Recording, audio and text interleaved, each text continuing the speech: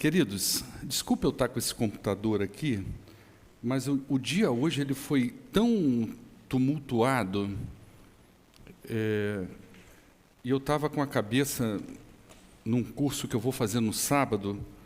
Sábado o pastor vai ficar off de 7h30 da manhã, 7h da noite. Então, e eu precisava agora entrar no curso também para marcar uma presença e tal.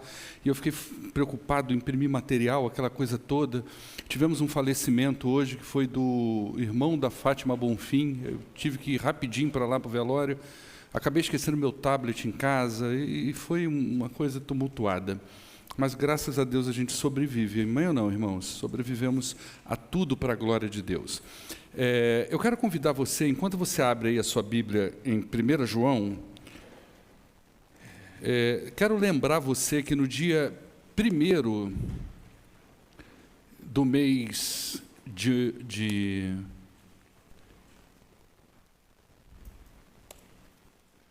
1º de maio, isso mesmo, 1º de maio, o nosso culto vai ser lá na quadra, tá? Então nós vamos ter um dia inteiro lá, ou seja, um dia inteiro assim, né? De manhã nós vamos ter, não vai ter escola bíblica dominical, a gente vai fazer um café da manhã, é a inauguração do mês da família, a gente também está entrando no mês do aniversário da igreja, então nós vamos fazer um café da manhã no horário da escola bíblica dominical, depois nós teremos o culto, e vai acabar naquele horário básico, normal, ali de 11 horas da manhã, 11h10 no máximo, depois a gente vai para casa, almoça, descansa, e 7 horas da noite a gente encerra com o culto da noite lá, tá bom? Então guarda isso no seu coração, guarda essa data, convida pessoas, vamos encher aquele lugar como foi das últimas 3 vezes que lá nós estivemos, tá ok? Lembrar do aniversário da igreja nos dias 28 e 29 de maio e lembrar de toda a programação que nós vamos divulgando aos poucos, né? O workshop de música, o culto no sábado, o culto no domingo, provavelmente será na quadra também, a gente não sabe direito, mas provavelmente será lá na mesma quadra do Sim de Bola, ok? 1 João, capítulo de número 5, nós estamos fazendo uma exposição dessa carta, estamos estudando essa carta aqui na nossa igreja, e nós entramos agora no capítulo 5. É uma carta pequenininha, ela só tem 5 capítulos, então foi muito rapidinho até a gente entrar aqui no capítulo 5. A palavra de Deus, ela diz assim: todo aquele que crê que Jesus é o Cristo é nascido de Deus. E todo aquele que ama o Pai, ama também o que dele foi gerado. Assim sabemos que amamos os filhos de Deus, amando a Deus e obedecendo aos seus mandamentos. Porque nisto consiste o amor de Deus, em obedecer aos mandamentos, aos seus mandamentos. E os seus mandamentos, eles não são pesados. Verso 4. O que é nascido de Deus, ele vence o mundo. E esta é a vitória que vence o mundo, a nossa fé. Quem é que vence o mundo? Somente aquele que crê que Jesus é o Filho de Deus. Amém? Até aqui está bom para a gente. Vamos orar ao nosso Deus. Pai, muito obrigado por essa oportunidade que o Senhor nos dá de estarmos aqui na Tua presença. Nós já tivemos aí, desde segunda-feira, reuniões de oração, e nós somos gratos ao Senhor por cada pessoa que aqui esteve. Nós somos gratos, ó Deus, pelos agradecimentos e também nos unimos àqueles que colocaram em Tuas mãos pedidos de oração. E agora, ó Deus, aqui nesse momento, reunidos em torno da Tua palavra, nós pedimos que o Teu Santo Espírito lance luz sobre esse texto, para que possamos compreender e aprender com ele. Em nome do poderoso Jesus Cristo é que nós oramos, hoje e sempre. Amém. Queridos, nós estamos entrando aí no último capítulo dessa carta, e como a gente já viu desde o começo, essa carta foi escrita pelo apóstolo João, e ela foi escrita para algumas igrejas em torno da região de Éfeso, na Ásia Menor. Provavelmente essa cidade era uma capital capital daquela região, uma das maiores cidades dali. Nós temos uma carta do apóstolo Paulo, por exemplo, à igreja aos Efésios, não é? Nós sabemos também que Timóteo, discípulo de Paulo, foi pastor da igreja de Éfeso. E provavelmente o apóstolo João também andou naquela região e agora ele escreve para essas igrejas. João escreveu essa carta, nós também já falamos sobre isso, para combater falsos mestres e falsos ensinos. A gente tem visto como que o falso ensinamento ele pode causar um dano terrível à vida de uma igreja e à vida de uma pessoa. A gente viu aqui junto com a juventude no sábado que as falsas doutrinas, quando Paulo escreve a sua primeira carta a Timóteo, ele vai falar das falsas doutrinas e ele vai tentar prevenir Timóteo a trabalhar na igreja de Éfeso contra isso, porque ele ficou sabendo que muitas pessoas se desviaram da fé, muitas pessoas esfriaram na fé, muitas pessoas viviam atormentadas por muitos sofrimentos, outros apostataram, tudo por quê? Falsas doutrinas que entraram na igreja. E essas falsas doutrinas e esses falsos mestres e esses falsos crentes, eles foram iguais ervas daninhas no primeiro século. Foi uma infestação dessas pessoas. É igual quando, eu não sei se aconteceu na sua casa, a gente achou que era só lá na nossa casa. Infestação de tesourinha. Teve isso na sua casa? Parece que Pouso Alegre é a capital da tesourinha, depois eu fiquei sabendo, né? Então, isso era uma infestação dessas pessoas entrando dentro das igrejas e trabalhando contra o Evangelho. Então, João escreve essa carta para combater isso. E com isso ele nos fornece 3 critérios de avaliação. E esses critérios não só nos dão condições de avaliar o falso mestre, mas também de avaliar, não vamos falar do falso crente, mas se a pessoa realmente converteu. Ela está dentro da igreja, ela pode ser gente boa, ela pode ser uma pessoa bacana, mas como é que a gente sabe se de fato essa pessoa passou por um processo de conversão? Como é que a gente sabe se de fato nós estamos lidando com uma pessoa, não que ela não é perfeita, mas ela é salva em Cristo Jesus? O Espírito de Deus habita na vida dessa pessoa, ela está selada com o Espírito de Deus. João nos ensina isso aqui nessa carta. A gente consegue então aprender, né, sobre isso e até avaliar. A gente nasceu na igreja, uns nasceram, outros chegaram depois. Como é que a gente sabe se essas pessoas de fato, principalmente a gente que nasceu na igreja, às vezes as pessoas que nasceram na igreja, elas têm uma dificuldade de perceber exatamente qual foi o momento que isso aconteceu. Ela de fato converteu ao Senhor? João nos dá critérios para isso. E a gente está aqui trabalhando, expondo esses critérios ou provas, também como nós temos chamado, toda a quinta-feira. E a gente está vendo aqui que o miolo dessa carta que João escreveu, ele gira justamente em torno dessas 3 provas. Toda a carta gira em torno disso.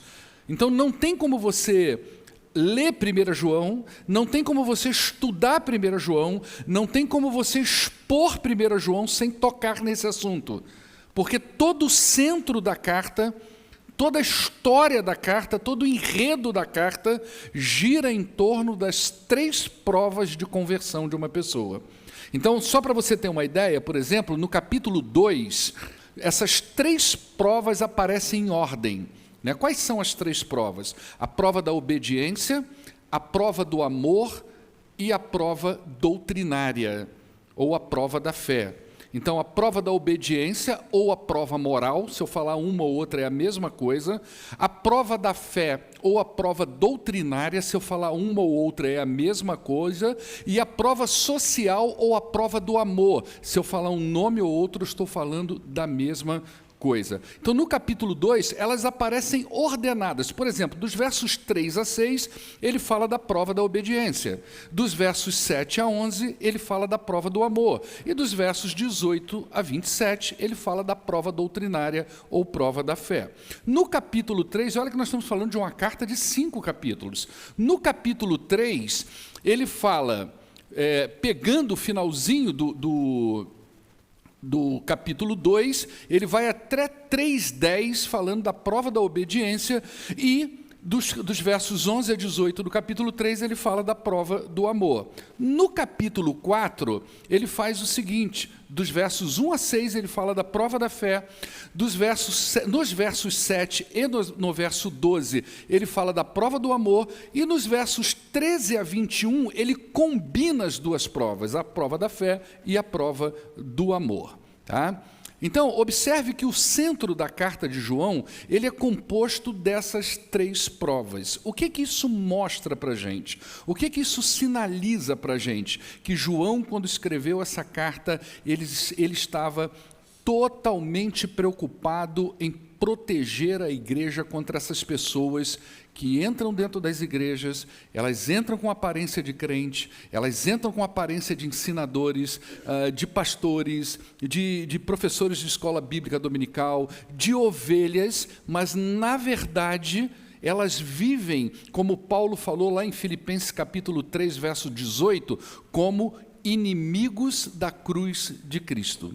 Estão dentro da igreja. É incrível isso, porque no pleno século XXI, e isso não mudou nada, até hoje acontece, nós temos uma política de boa vizinhança, de boas amizades, que tapa os nossos olhos ao ponto de nós não percebermos quando essas pessoas estão do nosso lado. Essas pessoas entraram na igreja, não pensa que elas entraram com capa vermelha, chifre e olho pegando fogo, igual a aparência do diabo, como as pessoas dizem que vê Satanás. Não foi assim. Não pensa que essas pessoas entraram dentro da igreja como pessoas mau caráter. Não. Elas entraram dentro da igreja, elas conquistaram a amizade das pessoas, elas conquistaram o coração das pessoas, mas o ensino delas era um ensino nocivo. Então, esse era o perigo do primeiro século e ele existe até hoje. João agora vai fazer o seguinte, ele vai pegar as três provas, a prova do amor, a prova doutrinária e a prova da obediência, e vai misturar. Ele vai falar de fé, ele vai falar de amor e ele vai falar de obediência nesses 6 versículos. Ele vai unir essas três provas em torno de um evento fundamental para todas as pessoas que professam a fé em Cristo Jesus, o novo nascimento.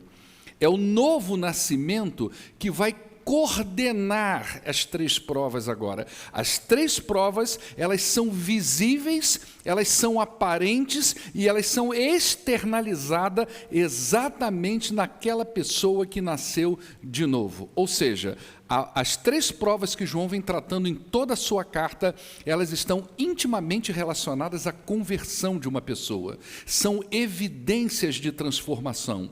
E por serem evidências de conversão ou de transformação, essas três provas, elas estão totalmente encadeadas umas às outras. Se uma pessoa converteu, a prova da fé vai estar lá. E não só a prova da fé, ela não tem só como dar a prova da fé e não dar da obediência e da doutrina.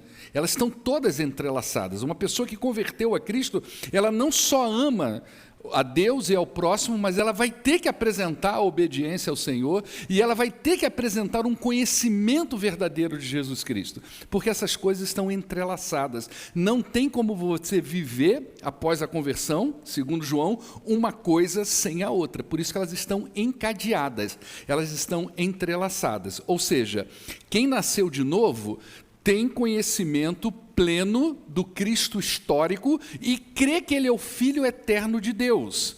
Ele também ama ao Pai, ele ama a Deus e ama também os filhos desse Pai, ou seja, os seus irmãos, a Igreja de Cristo. E ele também obedece a Deus amorosamente e respeitosamente. Essa é uma característica do convertido.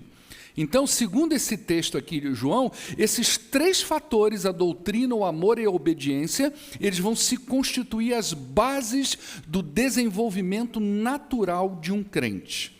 Então, o que se espera de um crente, segundo a primeira carta de João? Que ele cresça no conhecimento de Cristo, que ele cresça no amor a Deus e no amor aos filhos de Deus, ou seja, os seus irmãos, e que ele cresça também em obediência a Deus, ou seja, que ele cresça em santidade. Então, segundo João, se você quer saber se uma pessoa é convertida a Cristo, como diz as Escrituras, você tem que observar esse tripé, se isso está sendo evidenciado na vida da pessoa. Não é o que ela diz, não é o que ela afirma, não é o que ela diz sobre si mesmo, não é o que ela pensa sobre si mesmo, não é o que os outros pensam dela, não é o que as pessoas dizem dela, é o que se vê na vida dela. Então você consegue ver esse tripé na vida da pessoa. Poxa, ela cresce no conhecimento de Deus, ela cresce na doutrina, ela tem fome e sede da palavra de Deus, ela lê as Escrituras, ela aprende. Você vê que há um crescimento espiritual, porque isso é natural em quem lê Bíblia, em quem estuda a Bíblia, em quem ama a Deus nesse sentido de querer conhecê-lo para obedecê-lo. Isso é evidente na vida de uma pessoa. Cada vez mais que ela vai conhecendo a Bíblia, a doutrina, mais forte ela vai ficando, mais ela quer crescer e mais nutriente ela tem. Você vai ver também que ela vai se desenvolvendo, a partir do conhecimento que ela vai tendo de Deus, ela vai naturalmente se desenvolvendo na maneira como ela se relaciona com as pessoas na igreja. Você vê que está crescendo amor, você vê que os sentimentos estão se tornando maduros, você vê que ela não é aquela pessoa que ela muda de humor rapidinho porque você pisou no pé dela aqui, ou então porque uma palavra maldada do outro irmão. Pelo contrário, ela começa a ter uma compreensão melhor da igreja de Cristo, com todos os seus defeitos. Ela começa a compreender melhor as outras pessoas, nos limites das outras pessoas, e ela passa a amar de forma sacrificial. O que é isso? É quando ela começa a deixar um pouquinho o seu conforto, os seus pensamentos e as suas ideias, e passa a servir o outro. Isso é o amor ao próximo. Isso é resultado do conhecimento de Deus. E a outra ponta do tripé é que, naturalmente, essa pessoa que conhece a Deus e começa a se relacionar bem, ela também está demonstrando que ela está obedecendo a palavra de Deus. Há também uma questão de santidade, ela não vai mais se entregar ao pecado de qualquer maneira. Não é? Ela vai resistir ao pecado e ela vai se aproximar de Deus porque ela está vivendo. Então, segundo João, você quer saber se uma pessoa é convertida, você precisa ver se esse tripé está sustentando a vida dela. Se esse tripé está presente na vida dela, tá? E aí, o texto diz assim, vamos lá o texto para a gente passar por ele. Esse texto, se você ao final do texto pensar assim, puxa vida, está parecendo enrolado esse negócio. Não fica triste não, porque eu também achei, tá? Porque isso aqui é um círculo. João está girando em círculos, tá certo? Então, às vezes dá aparência para a gente de que a gente não está entendendo muito bem. Você viu as coisas que eu acabei de ler aqui na Bíblia? Parece que não tem muito, não é? Mas é porque ele está girando em círculos. Eu vou mostrar isso para vocês, tá? Olha o que o texto diz. Todo aquele que crê que Jesus é o Cristo, isso é prova doutrinária, tá certo? Isso é prova de fé, é o conhecimento de Deus. Todo aquele que crê que Jesus é o Cristo, é o que crê que o Filho de Maria é o Messias, o Cristo enviado por Deus, ele é nascido de Deus. E todo aquele que ama o Pai, ama também o que dele foi gerado. Observe como o novo nascimento coordena o texto. Aquele que é nascido de Deus, ou seja, aquele que converteu, aquele que é um salvo, esse sujeito ele vai apresentar 3 características nesse texto. Primeiro, ele crê que Jesus é o Cristo, prova doutrinária. Então ele vai entender claramente que o testemunho dos apóstolos de que houve um homem nascido de mulher, da Virgem Maria, filho de José, ele cresceu lá nos arredores de Nazaré, ele operou milagres, ele falou com muita autoridade e poder, ele foi para a cruz do Calvário, ele foi condenado por Pôncio Pilatos e ele ressuscitou no 3º dia. Essa crença de que esse é o Filho de Deus, ou seja, o próprio Deus encarnado. Ele também ama a Deus. Olha a prova da obediência a Deus e aos seus mandamentos. Amar a Deus é uma prova de obediência. Obedecer a Deus é uma prova de amor a Deus. Ele ama a Deus e ele ama ao que dele foi gerado, ou seja, ele ama também os filhos de Deus. É a prova social.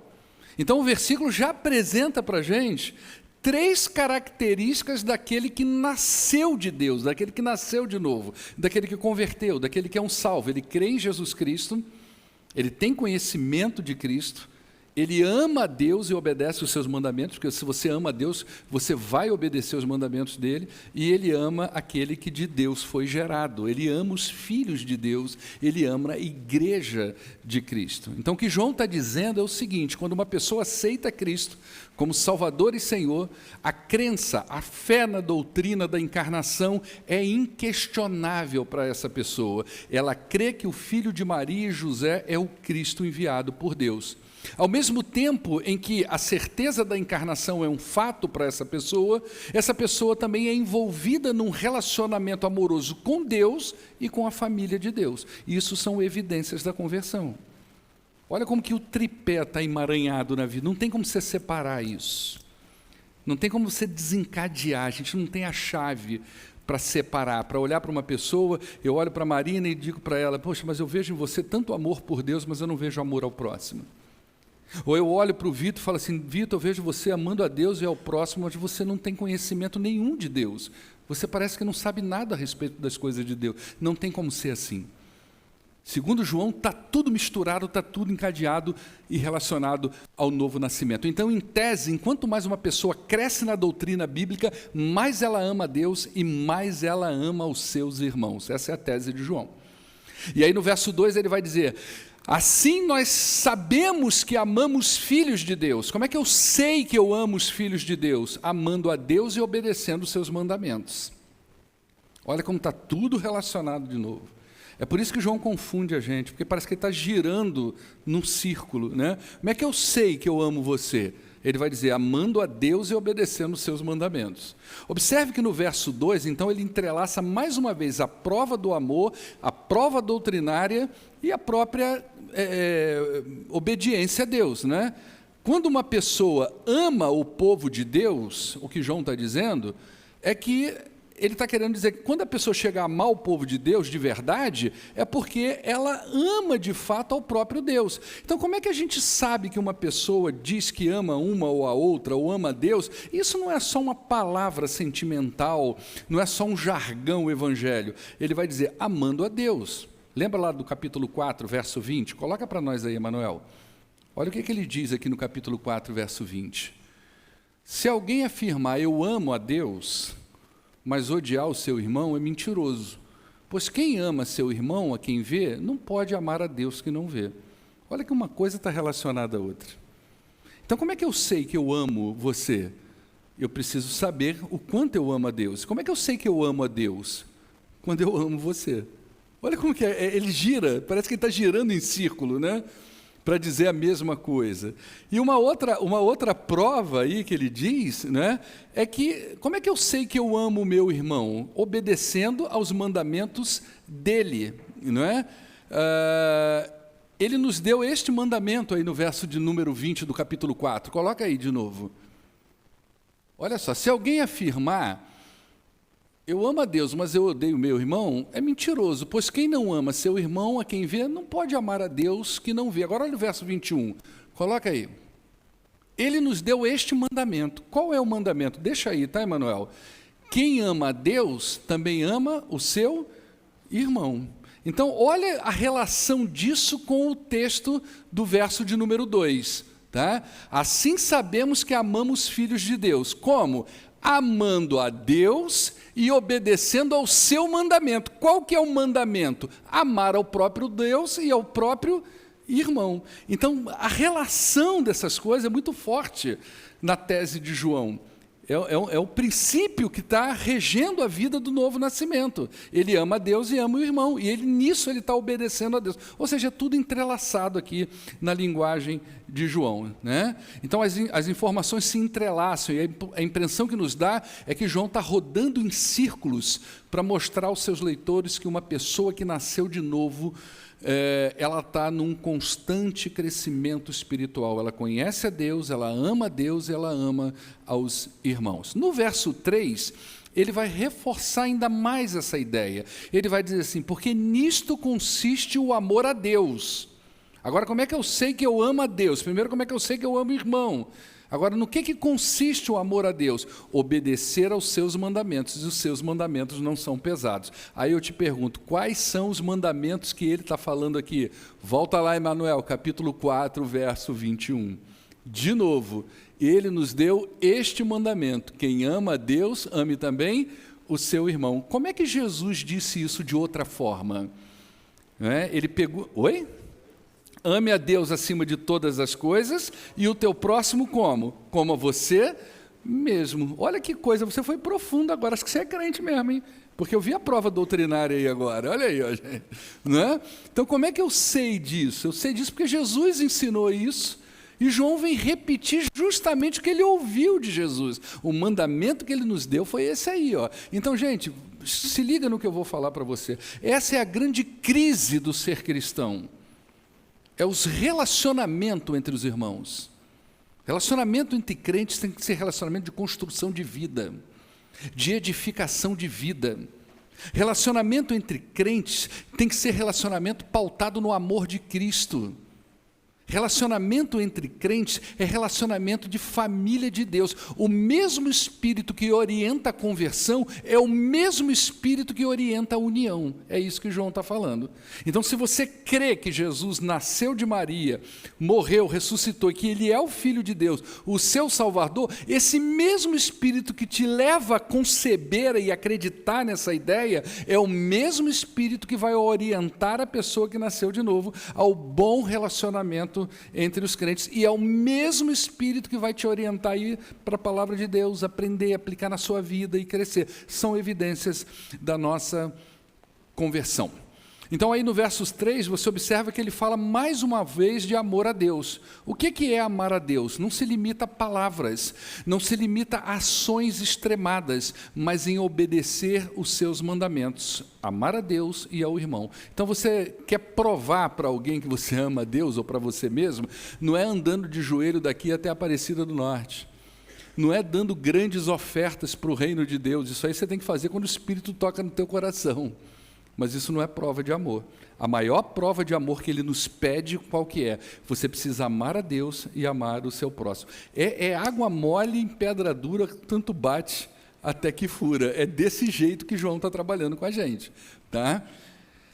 E aí, ele vai dizer ainda o seguinte, esses mandamentos não são pesados, ou seja, para o mundo ele é pesado, ele é difícil para uma pessoa que não nasceu de novo, esses dois mandamentos, amar a Deus e ao próximo. Não é assim que o mundo funciona, mas para o crente ele não é um mandamento difícil. Jesus mesmo disse que o fardo dele é leve, está lá em Mateus 11, verso 30, quando ele diz, o meu jugo é suave e o meu fardo é leve, ou seja, os mandamentos de Deus, eles são plenamente possíveis de serem acatados, recebidos e realizados por aqueles que nasceram de novo.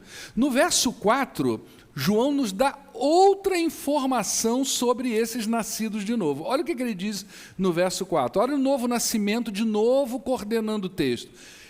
O que é nascido de Deus, ele vence o mundo. E esta é a vitória que vence o mundo, a nossa fé. Aí você pensa assim, puxa vida, só ter fé que eu vou vencer, não tem nada a ver com isso. Não é isso que ele está ensinando aqui. Né? Fé aqui é prova doutrinária. Fé aqui tem a ver com o seu conhecimento de Deus. Fé aqui tem a ver com a crença que você tem que Jesus é o Messias. Então, o que ele vai dizer aí? Duas informações. Primeiro, aquele que nasceu de novo, ele vence o mundo. O que é vencer o mundo aqui? É estar fora da esfera de atuação de Satanás nesse mundo caído, onde Satanás governa. Então, quando ele fala que você venceu o mundo, ele está falando em outra linguagem, de outra forma, aquilo que o apóstolo Paulo tanto fala nas suas cartas, Efésios, Colossenses, eu acho que Filipenses também, que nós fomos transportados do reino das trevas para o reino da sua maravilhosa luz. Isso é vencer o mundo, é não estar mais sobre a esfera da atuação de Satanás. Você foi liberto, o crente foi liberto disso, ele foi tirado desse reino reino parasita de Satanás, e ele é transportado para o maravilhoso reino da luz de Cristo. Então, é isso que ele vai dizer. Então, observe que o seguinte, João faz questão de deixar claro que esse vencer o mundo, a causa dele aqui no verso 4, está totalmente relacionado ao novo nascimento. O novo nascimento tira do homem, do ser humano, o encanto pelo mundo e desperta nele o amor a Deus e o amor à família de Deus. É isso que o novo nascimento faz na gente. Por isso que é tão difícil você entender pessoas que estão na igreja, foram batizadas, senta aí, toma ceia e tudo mais, mas a vida dela é apaixonada pelas coisas do mundo. Ela tem esse encanto no coração dela ainda. Então, ela tenta viver o melhor dos dois mundos. O que é viver o melhor dos dois mundos? Eu tenho um pé na igreja e outro no mundo. Logo, o meu nome é... Como é que é, irmã? Irmã Mariana?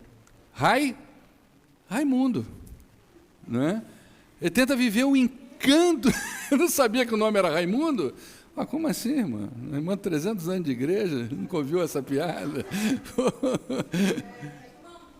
Tinha uma música que era assim, o crente Raimundo. Pé na igreja, outro no mundo, né?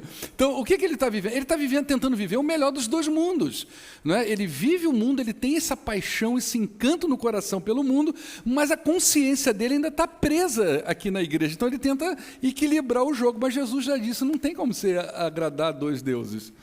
Não tem como você viver as duas realidades. Você vai entristecer um, não tem jeito. E a conversão, ela tira do coração da pessoa esse encanto pelas coisas do mundo. Gente, eu não sei qual é o seu testemunho, mas antes de eu me converter, a coisa mais difícil para mim era essa ideia, conceber uma ideia que eu tinha que ir na igreja no domingo.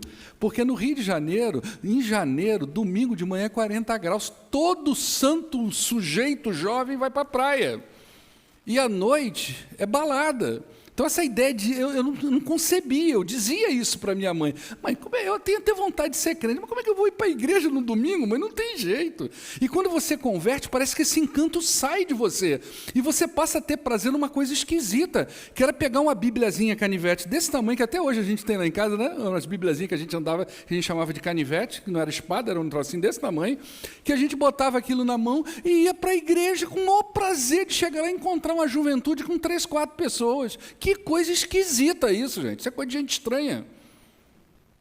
Mas Deus põe isso no coração da gente. A gente passa a amar o povo de Deus, a gente passa a querer estar com o povo de Deus. E a gente não consegue mais ver vida fora dessa realidade. Essa é a ideia do vencer o mundo, né? E ele diz também da natureza da nossa vitória, que é a nossa fé. Então, provavelmente o que João está dizendo aqui para os seus leitores é o seguinte: vocês venceram as pressões morais que a sociedade secular impõe a vocês. Vocês venceram as pressões físicas, ou seja, as perseguições que haviam naquela época. E também vocês venceram as pressões exercidas pelos falsos mestres, ou seja, o ensino errado que eles davam a vocês. E como é que vocês venceram tudo isso? Pelo novo nascimento e pelo verdadeiro conhecimento em Cristo Jesus, pela verdadeira fé cristã. É isso que ele está dizendo. Então, a doutrina verdadeira assegurou a eles a vitória sobre o mundo. Por isso que o bom ensino, ele é fundamental para nós. Por isso que a gente não pode vir para cá só comer fandangos. Tem que comer brócolis. A gente tem que comer proteína aqui, espiritual. Tem que comer carboidrato espiritual. Tem que ingerir coisas que vão realmente vacinar a vida da gente. Fortificar. O novo nascimento é a ponte disso tudo.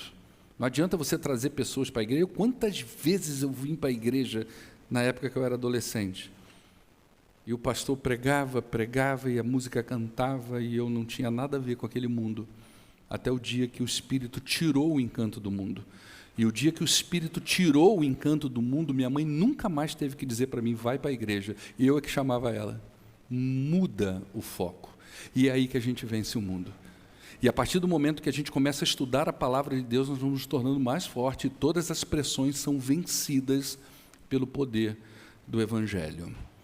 Então, essa doutrina verdadeira produz essa confiança na divindade de Cristo e se constitui uma arma contra os falsos ensinos, as pressões morais que podem levar uma pessoa a sucumbir aos desejos da carne. Agora, você imagina uma declaração dessa, né, quando ele diz assim: o que é nascido de Deus vence o mundo, e esta é a vitória que vence o mundo, a nossa fé. Você imagina uma declaração dessa no primeiro século da era cristã, onde o império era romano, o poder estava nas mãos de Roma, e eles faziam o que queriam.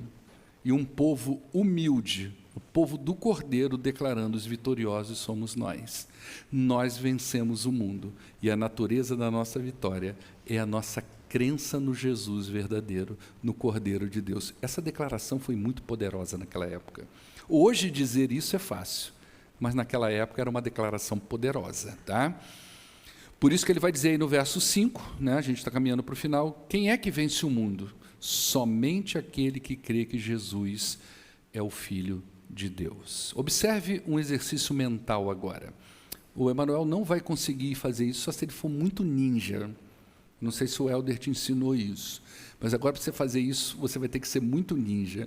Coloca o verso 1 do capítulo 5, tá? Você vai acompanhar a minha leitura. Eu vou do verso 1 para o verso 5 num pulo só.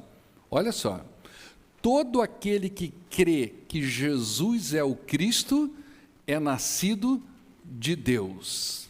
E todo aquele que ama o Pai, ama também ao que dele foi gerado. Quem é que vence o mundo? Somente aquele que crê que Jesus é o Filho de Deus. Ele começa com a fé em que Jesus é o Filho de Deus e termina com a fé daquele que acredita que Jesus é o Filho de Deus. É um círculo. Ele fecha um círculo de ideia, confusa, mas é um círculo de ideia. Como é que a gente conclui isso aqui, não é? Vamos fazer um resumo, só um resumo rápido do que ele disse. Os crentes são filhos de Deus, nascido de cima. Os filhos de Deus são amados por todos que amam a Deus, família de Deus. Os que amam a Deus guardam também os seus mandamentos. E por guardarem os seus mandamentos, eles vencem o mundo. E eles vencem o mundo porque são crentes e nascidos de cima. Ele começa dizendo que o crente é nascido de cima e termina dizendo que o crente é nascido de cima. Então, o crescimento na sã doutrina, na obediência aos mandamentos do Senhor e o amor a Deus e ao próximo dizem da conversão de uma pessoa. Além do mais, ajuda esse crente a lidar com todas as pressões contrárias que tentam desviá-los da sua fé em Cristo Jesus. Isso são evidências da conversão. E é esse tripé que João vai falando, gente. Quando uma pessoa chegar no meio da comunidade cristã, não é só o que ela diz, não é só o que ela fala. Esses dias a gente estava vendo um calote em igreja. O casal chegou aí, não foi aqui na nossa igreja, não. O casal começou a fazer amizade com o pastor, com a igreja, fazia uma ofertinha aqui, vinha na frente, domingo após domingo, até um dia que eles chegaram para o pastor e para a liderança, disseram que estavam mudando de cidade, queriam entregar um dízimo à igreja, o dízimo era alto, mas eles precisavam de um troco. Passou um cheque sem fundo para a igreja e ainda levou o troco. Tem de tudo dentro de uma igreja. E nós somos crédulos, nós somos assim, nós somos como ovelhas. E como eu ensinei, não caiu morto, ele não era o tesoureiro, ele caiu. Foi quando que eu preguei sobre pessoas incautas, gente? Foi em Romanos, né? No domingo de manhã que eu falei sobre pessoas que são enganadas pelos falsos mestres, né, que eles entram dentro da igreja e enganam os incautos. Quem são os incautos? Pessoas sem cautela. Nós somos crédulos, a gente sai amando todo mundo, a gente é assim. Mas a gente não é assim que deve proceder. Paulo diz: vocês têm que serem sábios para discernir o que é o bem, e serem sábios para discernirem a malícia dos maliciosos, aquilo que é mal. Jesus disse: vocês precisam ser simples como a pomba, mas prudente como a serpente. Então, João vem ensinar isso foi sempre um perigo no primeiro século, Paulo fala disso, Jesus falou disso, e isso não mudou até os dias de hoje. Vamos orar ao nosso Deus? É claro que você não vai sair por aí também, gente, olhando para todo mundo desconfiando, né, Vitor? Senão também, nem eu vou sobreviver aos olhares de você. Não é assim, mas a gente tem que ter cautela de fato. Vamos orar ao nosso Deus. Pai, muito obrigado por esta noite aqui na Tua presença, louvado seja o nome do Senhor. E eu peço, ó Deus, que o Senhor aplique essa palavra, que às vezes parece embolada para nós, de difícil entendimento, pois João circulou muito em torno de temas muito idênticos, mas nós pedimos que o Senhor aplique essa palavra no coração de cada pessoa aqui presente. Em nome de Jesus é que oramos, hoje e sempre. Amém. Que Deus abençoe a sua vida.